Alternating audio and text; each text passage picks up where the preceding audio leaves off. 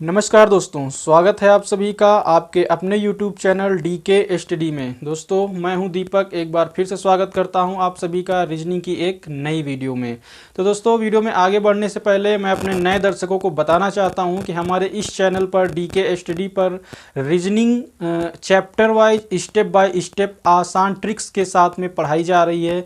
तो अगर आप भी किसी कम्पिटिटिव एग्जाम्स की तैयारी में लगे हुए हैं, किसी जॉब की तैयारी कर रहे हैं, तो आप हमारे चैनल के साथ जुड़ सकते हैं। तो दोस्तों ज़्यादा टाइम वेस्ट ना करते हुए चलते हैं अपने टॉपिक की ओर। तो दोस्तों आज का हमारा टॉपिक है अंग्रेजी वर्णमाला क्रम। तो दोस्तों इस अध्याय में आगे बढ़ने से पहले इसकी कुछ हम बेसिक जानकारी आपको दे देते हैं, जो कि बहुत ही ज़रूरी है आपके लिए जानना। तो दोस्तों अंग्रेजी वर्णमाला में टोटल 26 अक्षर होते हैं, जिसको दो अर्धांशों में विभाजित किया गया है। आइए दोस्तों देखते हैं। ए से लेकर जेड तक टोटल 26 अक्षर हैं। इनको हम 13 अक्षरों में डिवाइड कर देंगे। तो दोस्तों ए से लेकर एम तक 13 अक्षर हैं। इसको हम बोलते हैं प्रथम अर्धांश। प्रथम अर्धांश। और दोस्तों एन से लेकर जेड तक जो 13 अक्षर हैं, इसको हम बोलते हैं द्वितीय अर्धांश। द्वितीय अर्धांश। जी दोस्तों, आपको ये बेसिक चीज़ जानना बहुत ही ज़रूरी है। दूसरी बेसिक चीज़ है, इस अध्याय के अंतर्गत जो प्रश्न पूछे जाते हैं उसमें आपसे कहा जाता है कि वर्णमाला क्रम में बाईं ओर से, कभी कहा जाता है अंग्रेजी वर्णमाला क्रम में दाईं ओर से। तो दोस्तों हमें यहाँ पे यह कंफर्म करना ज़रूरी है कि बाईं ओर से कहता है तो हमें किस तरफ से काउंट करना है, और दाईं ओर से कहता है तो किस तरफ से काउंट करना है। तो आइए दोस्तों देखते हैं। तो दोस्तों ये है हमारा अंग्रेजी वर्णमाला क्रम। ये इस तरह से लिखा हुआ है। अगर हम इसके विपरीत दिशा में खड़े हो जाएं, इस तरह से पीछे रखें और हम इस तरह सामने फेस करके खड़े हो जाएं, तो हमारा बायां हाथ इधर है और दाहिना हाथ इधर है, जबकि ये पोजीशन बिल्कुल ही गलत है। इस तरह से आपको नहीं खड़े होना है, आपको सही स्थिति में खड़े होना है। सही स्थिति ये है दोस्तों। अब अगर आपसे कहता है कि अंग्रेजी वर्णमाला क्रम में बाईं ओर से, तो दोस्तों हमारा बायां हाथ इधर है, तो हम इधर से गिनना शुरू करेंगे। 1 2 3 4 5 इस तरह से। अगर कहता है अंग्रेजी वर्णमाला क्रम में दाईं ओर से, तो दोस्तों हम इधर से, हमारा दायां हाथ इधर है तो इधर से गिनना शुरू करेंगे। 1 2 3 4 5 इस तरह से। तो दोस्तों ये थी कुछ बेसिक जानकारी जो आपको जानना बहुत ही ज़रूरी है। तो दोस्तों इस अध्याय के अंतर्गत मुख्यतः 5 प्रकार के प्रश्न पूछे जाते हैं, जिसमें से पहला प्रकार है वर्ण परीक्षण पर आधारित प्रश्न। जी हाँ दोस्तों, 5 प्रकार के प्रश्न पूछे जाते हैं, जिसमें से पहला प्रकार है वर्ण परीक्षण पर आधारित प्रश्न। अब इसके अंतर्गत मुख्यतः 8 प्रकार के प्रश्न पूछे जाते हैं, जिसमें से पहला है सीधे क्रम में अक्षरों का स्थान। तो दोस्तों इसको एक एग्जाम्पल के आधार पर समझते हैं। वर्णमाला ए से लेकर जेड तक में बाएं से 16वें अक्षर के दाहिने से छठा अक्षर कौन सा होगा। जी हाँ दोस्तों, मुख्यतः 5 प्रकार के प्रश्न पूछे जाते हैं, जिसमें से पहला प्रकार है वर्ण परीक्षण पर आधारित प्रश्न। इसके अंतर्गत 8 प्रकार के प्रश्न पूछे जाते हैं, जिसमें से पहला है सीधे क्रम में अक्षरों का स्थान। इसको दोस्तों एग्जाम्पल के आधार पर समझेंगे। तो हमारा एग्जाम्पल कह रहा है वर्णमाला ए से लेकर जेड तक में बाएं से 16वें अक्षर। तो दोस्तों इस तरह से हम खड़े हो जाएंगे और देखेंगे वर्णमाला में बाएं से 16वां अक्षर कौन सा है। तो बायां, ये हमारा बायां हाथ है, तो इधर से हम काउंट करना शुरू करेंगे। 1 2 3 4 5 6 इस तरह से दोस्तों गिनेंगे तो 16वां अक्षर हमारा पी आता है। तो दोस्तों 16वां अक्षर हमारा पी आता है, तो पी के 16वें अक्षर के दाहिने से, तो दोस्तों 16वां अक्षर पी है, पी के दाहिने से, दाहिना हाथ इधर है तो इधर से दाहिने से छठा अक्षर कौन सा होगा। तो दोस्तों 16वें अक्षर के दाहिने से छठा अक्षर 1 2 3 4 5 6, तो दोस्तों हमारा छठा अक्षर हो जाएगा वी। कौन सा हो जाएगा दोस्तों, वी हो जाएगा हमारा छठा अक्षर। तो दोस्तों इसके अंतर्गत कुछ इस तरह के प्रश्न पूछे जाते हैं। तो जो दूसरा प्रकार आता है वो है विपरीत क्रम में अक्षरों का स्थान। तो दोस्तों इसको हम इस एग्जाम्पल के आधार पर समझेंगे। यदि अंग्रेजी वर्णमाला को विपरीत क्रम में लिखा जाए तो दाएं से तीसरे अक्षर के बाईं ओर 13वां अक्षर कौन सा होगा। तो दोस्तों हमारा प्रश्न कह रहा है यदि अंग्रेजी वर्णमाला को विपरीत क्रम में लिखा जाए, तो दोस्तों हमने विपरीत क्रम में लिख लिया। अब कह रहा है दाएं से तीसरे अक्षर के बाईं ओर। तो दोस्तों इस तरह से खड़े हो जाएंगे हम और देखेंगे दाएं से, हमारा दाहिना हाथ इधर है तो इधर से हम देखेंगे तीसरा अक्षर, दाएं से तीसरा अक्षर 1 2 3, तीसरा अक्षर दोस्तों हमारा सी आ रहा है। तो तीसरे अक्षर के बाईं ओर, तो दोस्तों बायां हाथ हमारा इधर है तो यहाँ से इधर की ओर आना है, बाईं ओर आना है। तीसरे अक्षर के बाईं ओर 13वां अक्षर कौन सा होगा। तो दोस्तों तीसरे अक्षर के बाईं ओर आएंगे 13वां अक्षर, 1 2 3 4 5 6 7 8 9 10 11 12 13। तो दोस्तों इस तरह से हमारा 13वां अक्षर हो जाएगा पी। तो दोस्तों इसके अंतर्गत कुछ इस तरह के प्रश्न पूछे जाते हैं। तो दोस्तों इसके अंतर्गत जो तीसरा प्रकार होता है वह है प्रथम अर्धांश विपरीत क्रम में अक्षरों का स्थान। जी हाँ दोस्तों, इसके अंतर्गत जो तीसरा प्रकार आता है वह है प्रथम अर्धांश विपरीत क्रम में अक्षरों का स्थान। इसको दोस्तों हम कुछ एक एग्जाम्पल के आधार पर समझेंगे। यदि अंग्रेजी वर्णमाला के प्रथम अर्धांश को विपरीत क्रम में लिखा जाए तो आपके दाईं ओर से 10वें अक्षर के बाईं ओर 7वां अक्षर कौन सा होगा। तो दोस्तों हमारा प्रश्न कह रहा है यदि अंग्रेजी वर्णमाला के प्रथम अर्धांश को विपरीत क्रम में लिख लिया जाए। तो दोस्तों हमारा प्रथम अर्धांश कौन सा होता है, ए से लेकर एम तक दोस्तों हमारा प्रथम अर्धांश होता है। तो इसको हम विपरीत क्रम में लिख लें, जैसा कि हमने नीचे लिख लिया है। दोस्तों ये यहाँ तक प्रथम अर्धांश है हमारा, हमने विपरीत क्रम में लिख लिया है। बाकी दूसरा अर्धांश जो है वह अपनी जगह पर रहेगा। तो दोस्तों प्रथम अर्धांश को हमने विपरीत क्रम में लिख लिया है और दूसरा अर्धांश अपनी ही कंडीशन में है। तो दोस्तों अब कह रहा है प्रश्न विपरीत क्रम में लिख लिया जाए तो आपके दाईं ओर से 10वें अक्षर। तो दोस्तों इस तरह से खड़े हो जाएंगे, दाईं ओर से हमारा दाहिना हाथ इधर है तो इधर से गिनेंगे, दाईं ओर से 10वें अक्षर 1 2 3 4 5 6 7 8 9 10। दोस्तों दाईं ओर से हमारा 10वां अक्षर क्यू आ रहा है। तो दोस्तों 10वें अक्षर के बाईं ओर 7वां अक्षर कौन सा होगा। तो दोस्तों 10वां अक्षर हमारा क्यू आ रहा है, क्यू के बाईं ओर, बायां इधर है दोस्तों तो इधर आएंगे, क्यू के बाईं ओर, क्यू के बाईं ओर 7वां अक्षर दोस्तों 1 2 3 4 5 6 7। तो दोस्तों हमारा 7वां अक्षर आ रहा है डी। तो दोस्तों इसके अंतर्गत कुछ इस तरह के प्रश्न पूछे जाते हैं। तो दोस्तों इसके अंतर्गत जो चौथा प्रकार है वह है द्वितीय अर्धांश विपरीत क्रम में अक्षरों का स्थान। अब दोस्तों इसको हम इस एग्जाम्पल के आधार पर समझेंगे।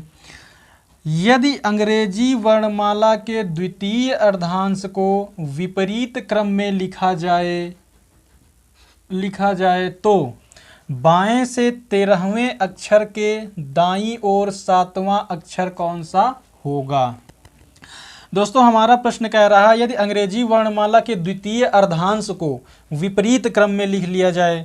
तो दोस्तों अंग्रेजी वर्णमाला क्रम है ये हमारा, इसमें द्वितीय अर्धांश कौन सा है, ए से लेकर एम तक हमारा प्रथम अर्धांश है और एन से लेकर जेड तक हमारा द्वितीय अर्धांश है।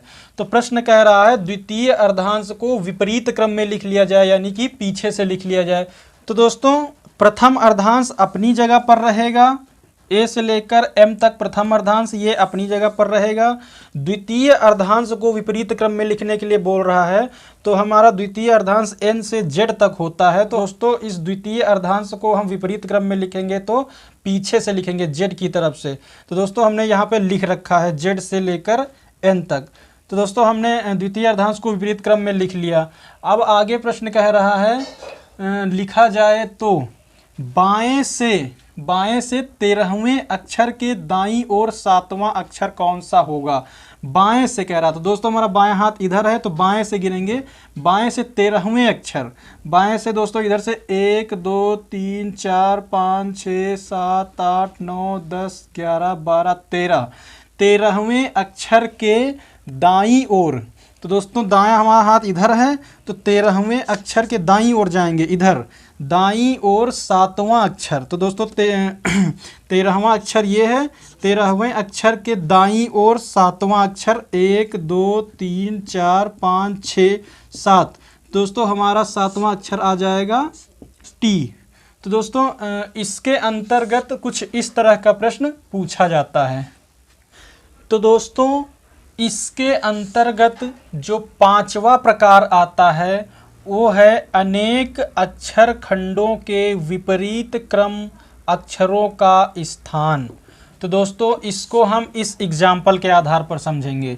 यदि अंग्रेजी वर्णमाला के प्रथम 4 अक्षरों को विपरीत क्रम में लिखा जाए, पुनः 5 अक्षरों को विपरीत क्रम में लिखा जाए तथा पुनः 6 अक्षरों को विपरीत क्रम में लिखा जाए, पुनः 7 अक्षरों को विपरीत क्रम में लिखा जाए, तो दाएं से 8वें अक्षर के बाएं 7वां अक्षर कौन सा होगा।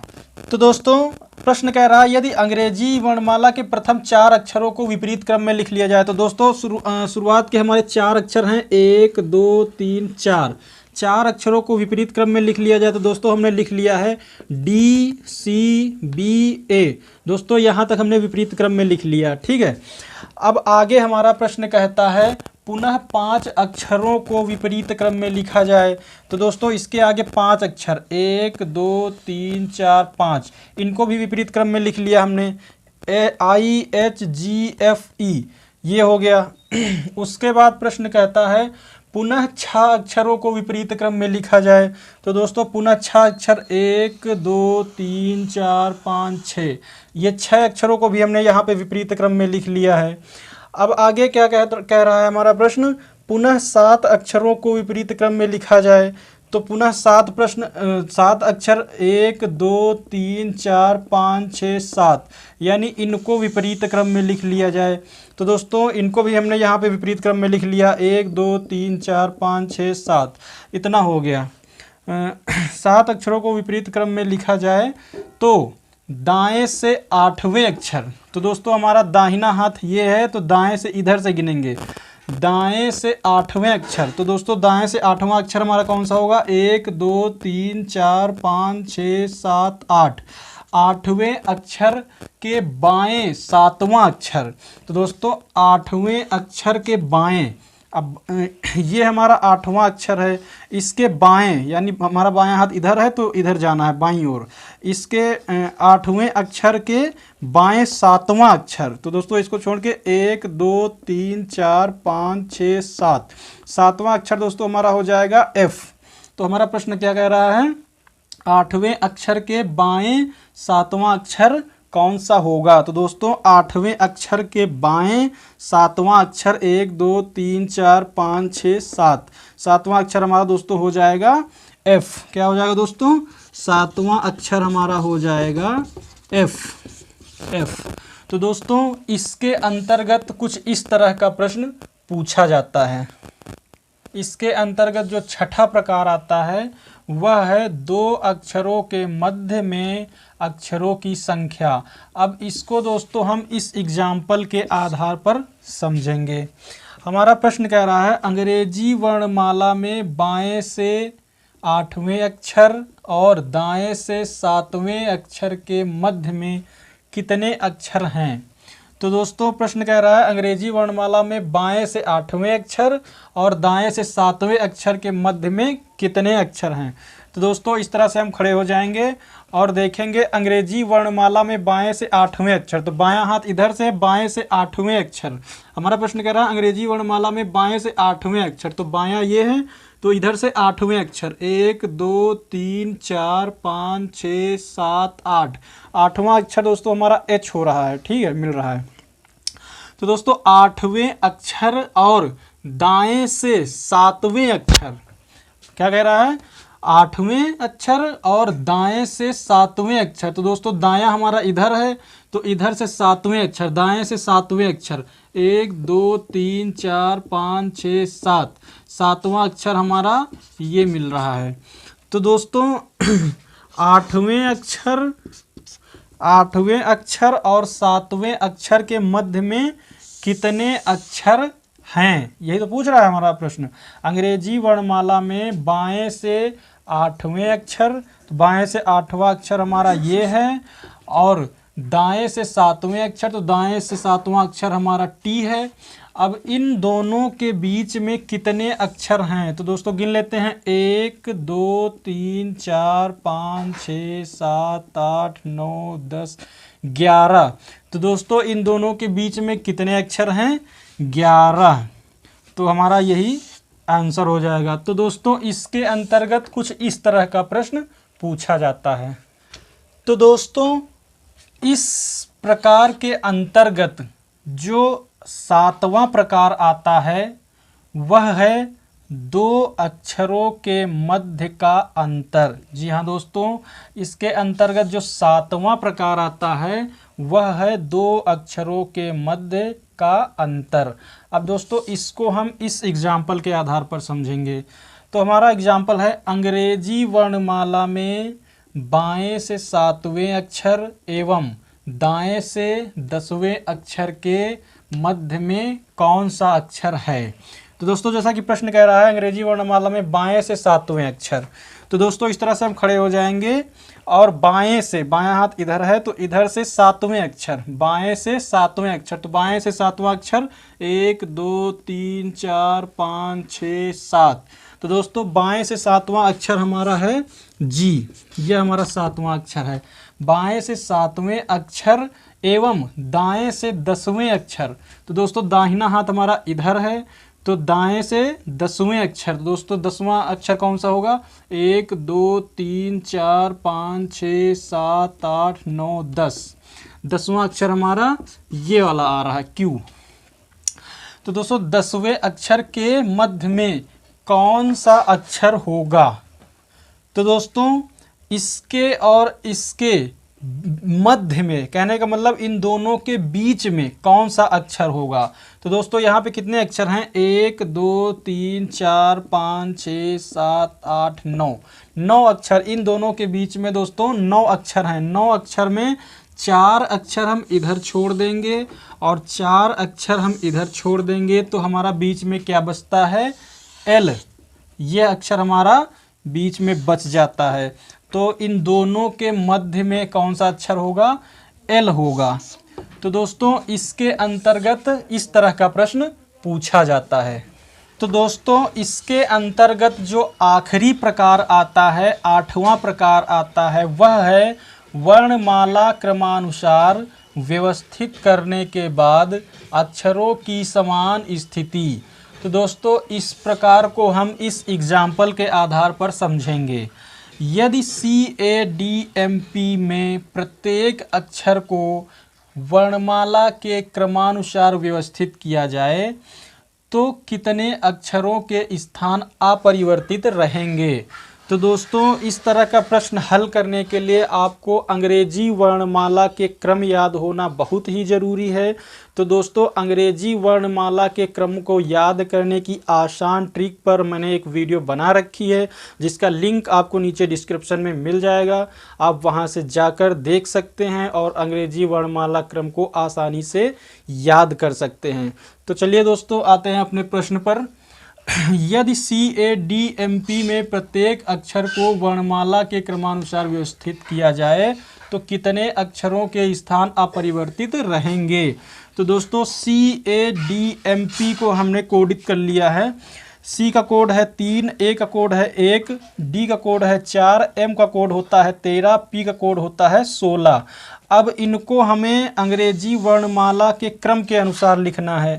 तो दोस्तों यहाँ पर हमने लिख रखा है, अंग्रेजी वर्णमाला के क्रम के आधार पर लिख रखा है। तो अंग्रेजी वर्णमाला क्रम में सबसे पहले ए आता है, ए का 1 होता है, सबसे पहले ए हमने लिख दिया। अब दोस्तों 2 इसमें है नहीं, कहीं 3 है, तो दोस्तों 3 है सी का, तो यहाँ पे हमने सी लिख लिया। तो दोस्तों ए का स्थान हमने परिवर्तित कर दिया, ए दूसरे स्थान पे था, यहाँ पर पहले स्थान पर आ गया। अब यहाँ पे दोस्तों सी पहले स्थान पर था, यहाँ दूसरे स्थान पर आ गया। तो दोस्तों इन दोनों के स्थान परिवर्तित हो गए हैं, बाकी इन 3 अक्षर के स्थान अपरिवर्तित हैं।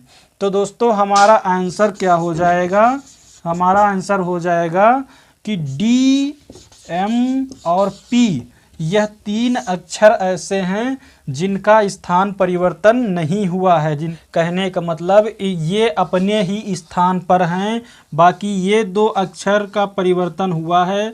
ए दूसरे नंबर पर था, पहले नंबर पर आ गया, सी पहले नंबर पर था, दूसरे नंबर पर आ गया, डी तीसरे पर था, तीसरे पे है, और एम चौथे पर था, चौथे स्थान पर है, और पी 5वें स्थान पर था, 5वें स्थान पर है।